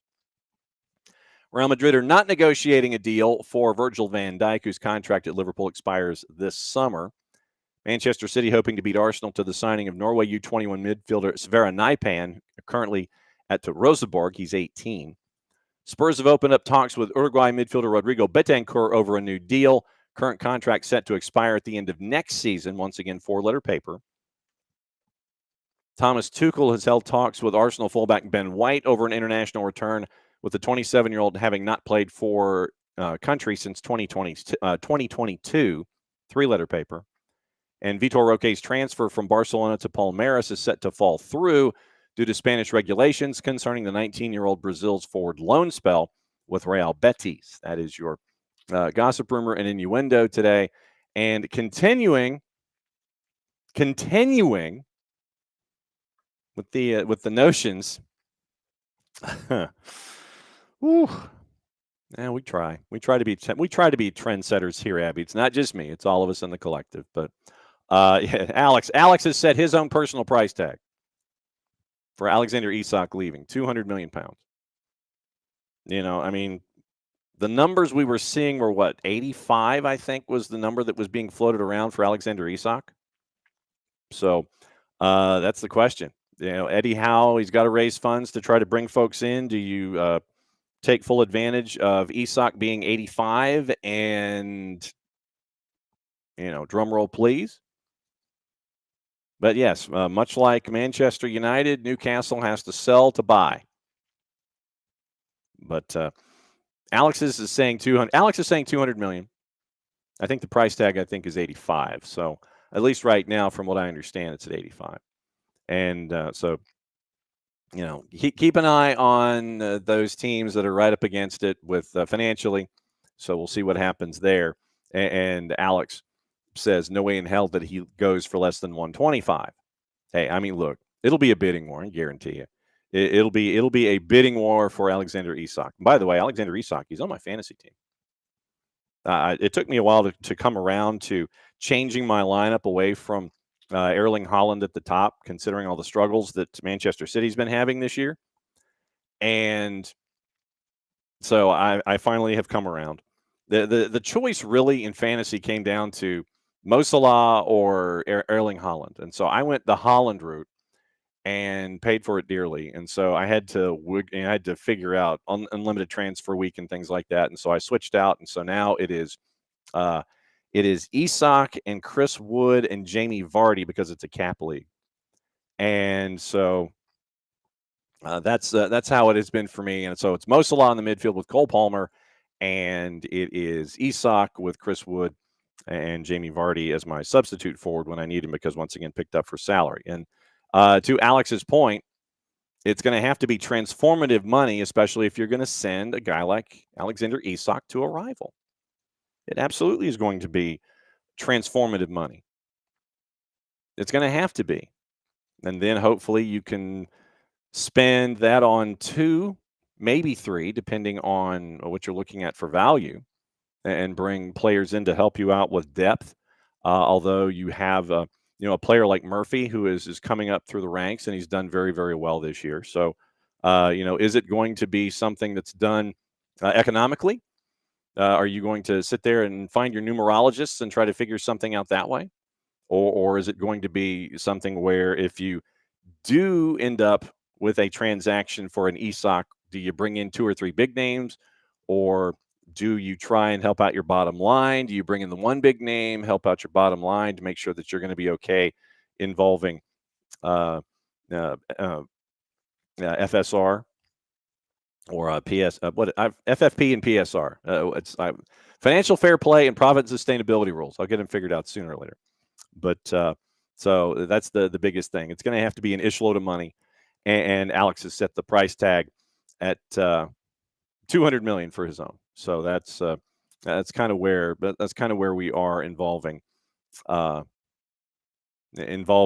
gossip, rumor, and innuendo for the day. Once again, tomorrow at 9:15, Tyler Pilgrim's going to join us. We'll continue our Atlanta United discussion coming out of Match Week 1, heading into Match Week number 2, getting into the juice boxes involving activity in North and Central America, which is where it is, where it's listed, courtesy of our friends at Odds Portal. And tonight, and this is just to get through the leg itself. It is not the competition. It is not the competition that is in place, but it's just to get through the leg itself. Here's the numbers that are attached to the CONCACAF Hemispheric Extravaganza for tonight. It is Messi and friends at a minus 294 at 8 o'clock. And it is a pretty easy pickup. Sporting Kansas City is a plus 663 in the composite, and your 90-minute draw is a plus 422. So that's what you're staring at with CONCACAF tonight, just in the early matchup. In the later matchup, it is LAFC prohibitive favorite at home at a minus 263, and it is draws plus 375, and your Colorado Rapids are a plus 635. Honestly, looking at all of these matchups in these second legs, it is all 5 matchups that are today and tomorrow. Right now, I don't anticipate a whole lot of movement in the numbers in the juice boxes themselves, but no favorite is worse than LAFC. LAFC is the lowest favored favorite, for lack of a better word. The lowest favored favorite. LAFC at a minus 263. And everything continues to grow and grow and grow up to Seattle at a minus 455. We'll see if these numbers change. But all of the home teams, prohibitive favorites in these matchups in the CONCACAF Hemispheric Extravaganza today and tomorrow. So don't anticipate a whole lot of road teams getting a lot of results. Sporting on the road, Rapids on the road, Motagua on the road at Cincinnati after getting thumped in round one. But would Cincinnati really care? I mean, honestly, with a 3-goal advantage, and I'll ask the same question tomorrow, 3-goal advantage over Motagua, do you really care? I mean, you could play a kickabout for 90 minutes at a plus 413. You walk away with some decent juice boxes there, but would you trust in that? RSL not having any offense, and like I said, we'll get into this tomorrow, but right now, Arellano's a plus 700. And Antigua, the GFC, is over 1,000 traveling to Seattle. And there was, to Nico's point, and we can talk to Nico about this on Thursday, there might be some visa issues involving players from Antigua. So will they be at full strength when it comes to the matchup late night tomorrow? But the two tonight, Messi and Friends hosting Sporting, LAFC hosting Colorado FC. So those are the two matchups there. In your Premier League juice boxes, not that they're really, like I said, we went over the positions right now with the midweek activity. And tonight, or this afternoon, really, it's 4 today, 5 tomorrow, and then 1 on Thursday. Then you have the week off. You got the first weekend of March off, and then they come back on the second weekend of March. It is Brighton at a plus 108 hosting Bournemouth. Bournemouth on the road a plus 233 to the Amex. Your 90-minute draws a plus 274. Crystal Palace plus 144 hosting Aston Villa. Villa's a plus 189, and it is a draw of plus 244, and it's changing right in front of my eyes. That's why I hesitated. Wolves plus 169. Fulham about the same. Draws a plus 227. Chelsea big favorite at home against Southampton at 315. Chelsea is a minus 625. Southampton in the composite is a plus 1430 to win, and your draw is a plus 736. So thing you're anticipating that there isn't going to be a whole lot of change involving stuff at the bottom of the table for tonight. Copa Libertadores, just so you have it, if you're watching it tonight, however you wish to watch it, the 3 matchups tonight, 5 o'clock, Santa Fe out of Colombia taking on Deportes Iquique out of Chile. Santa Fe, obviously a big favorite at a minus 182 in the composite. Deportes Iquique is a plus 490. 7:30, the other 2 matches, Bahia out of Brazil hosting the strongest out of Bolivia, one of our favorites. Bahia, big favorite at a minus 588. The strongest is a plus 1290. It's a strong number, but for the wrong reason. Boca Juniors, Alianza Lima, like we were discussing with Nino last week. Boca Juniors a minus 294. Your draw is a plus 363. Alianza Lima is a plus 838. And so this is all qualification set up in Libertadores. And you've got those 3 matchups tonight, and you can catch them on Fanatis at fntz.co/soccer down here. If you haven't subscribed yet, you could certainly do that. You could help out the network. You could help them out. You could help us out, and it'd be a fun one. Man, redundancies at Manchester United to 450. Newcastle's Saudi chairman has been presented with new stadium plans. So if the development is given planning permission, you'll get a green space where St. James Park currently lies, from Luke Edwards at the Telegraph. Yasser Al-Rumayyan presented with both plans for a new stadium as well as a redeveloped St. James in a meeting with senior club figures. Understood the board have explained to Al-Rumayyan the preferred option would be to move to a purpose-built new stadium on land adjacent to St. James Park. And once again, you got to discuss development, financial position ahead of the summer window as they navigate PSR, and the construction of the new high school. Gee, shows you where my brain is. The new stadium, high on the agenda, according to Edwards. So you've got that news for you've got that news for Newcastle. So once again, we mentioned Brood Van Nistelrooy sacked two backroom staff members at Leicester, and so he got the dreaded vote of confidence. And we'll see what happens with Leicester as they continue the fight to stave off relegation. Do not necessarily anticipate it being all that successful, but we'll see if those changes have any bearing on anything short of just rearranging the proverbial deck chairs. So we'll see. We'll see what, if anything, happens there. Don't know if you saw this piece of video. Neymar scored in the Olympico after he was getting jeered. He's playing back in Brazil. So he's heading into to kick a corner. Fans are giving him the business, and I mean giving him the business. And of course, he's not new to that. So off the corner, he scores an Olympico, and then basically goes and sits on the ad boards next to the corner flag, and is just basically telling him to go on ahead and bring it. So it's like, so what's your response now? How'd you like the corner kick now? One of those kind of things. And so he scores an Olympico, sits on the ad boards, and just stares at the fans that were booing him. And it's like, okay, what do you think about me now? And by the way, I mentioned Olympico. We had an Olympico in the girls' match last night. First time I think we've ever had an Olympico in a girls' match here on the network. So really cool moment last night for Lincoln County. An Olympico in a girls match, and it was in the Lincoln County match. So very, very cool, very, very cool stuff there that we were able to see last night at Lincoln County. Once again, the activity that we will have, soccer's in session, is going to be tomorrow at 12:15. Like I said, I've got to do a college basketball interview at noon. So noon to 12:10. I got to do that. And then 12:15 will be the start of soccer's in session tomorrow. Ryan Burkhart from North Gwinnett, Matt Cheeves from Dalton, and it is Will Homskus from Lincoln County. They're going to be on the show. We're going to go through all the matchups and let you know what else is going on in and around all of high school soccer as well. So, like I said, it was fun to be in Lincolnton last night. And I think in 58 minutes, they're going to try and kick me out of the hotel here. So I'll try and piece things together over the next handful of minutes on the way out the door.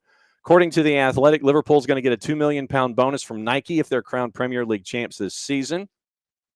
Joel Veltman for Brighton set to be out several weeks because of a foot injury. We mentioned the comments, the meeting with Yasser Al-Rumayyan about everything with the new stadium idea, and the future is set to be shaped by a series of so-called summit meetings staged in the countryside this month. And so, Alex, keep an eye on your club, will you? There's going to be some stuff happening going on over the next little bit. Dan Ashworth is taking an advisory role with a cricket club after leaving Manchester United. So that's his next thing. And Daily Record says Philippe Clement entitled to a significantly higher payoff from Rangers for his 18 months worth of work than they initially thought. So man's getting a payout, and it's going to be fairly larger than anticipated. Let's put it that way. So thanks a lot for hanging out with us today. Once again, just keep an eye out. Don't forget to download the Chant app and be a part of our conversations that we have on the Chant app. I've tried to post something before the show comes on every morning just to kind of get everybody started in conversation. So really cool stuff that was there. Jason, if you missed it, you have the Morning Espresso where Jason gives you his thoughts in about 10 or 15 minutes. You can get that. If you subscribe to it and you're on Chant, you get an email with it in your inbox with the newsletter that's attached to it. So thanks to our friends at Oglethorpe University for helping us out with that. So Jason's Morning Espresso gets the thoughts and the news off of his chest, leading into SDH AM, leading into the rest of the day. Just so you have the scores leading into the CONCACAF Hemispheric Extravaganza activities tonight. It is Rapids leading LAFC 2-1, and it is Messi and Friends leading Sporting Kansas City 1-0 after playing in sub-zero conditions with wind chills last week. San Diego in the NWSL has acquired Adriana Leon from Aston Villa for an undisclosed fee. Her 7th NWSL team and 11th team in her 13-year pro career. Get this. full-time to the NWSL after 7 years, West Ham, United, and Villa, Boston, Chicago, Western New York, Seattle, Sky Blue, Portland, and now San Diego. So that's Adriana Leon. She has made her way back to the NWSL, and it is with San Diego. Let me see really quickly. So Atlanta United 2 has made 2 more signings as they get ready for the MLS Next Pro season, signing Nick Sesak. And you might remember Sesak for his time with Messi and Friends 2 goals, 11 assists in 27 matches. You might remember him from last year.